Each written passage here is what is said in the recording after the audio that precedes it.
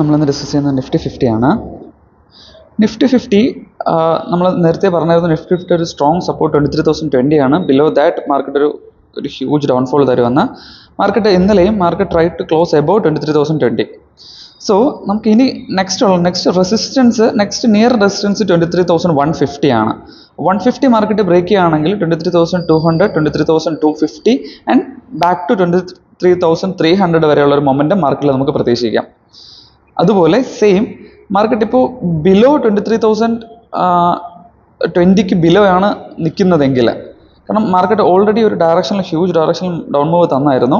ഇനി മാർക്കറ്റ് ഒരു 23,100 23,150 എന്നൊരു റിജക്ഷൻ തരുന്നെങ്കിൽ നമുക്ക് തിരിച്ച് മാർക്കറ്റ് 23,950 റേഞ്ചിൽ ഒരു സപ്പോർട്ട് എടുക്കുമെന്ന് നോക്കണം. 950 to 900 റേഞ്ച്. അതർവൈസ് മാർക്കറ്റ് 23,750 വരെ ഉള്ളൊരു ഡൗൺഫോൾ നമുക്ക് പ്രതീക്ഷിക്കാം കമ്മിങ് വീക്സിൽ. സെയിം ആസ് മാർക്കറ്റ് ഈ 23,020 റേഞ്ച് റെസ്പെക്ട് ചെയ്യുവാണ്, സസ്റ്റെയിനിങ് എബോവ് ദാറ്റ് നമുക്ക് അപ്സൈഡ് മൊമെൻറ്റം തന്നെയാണ് പോസിബിൾ.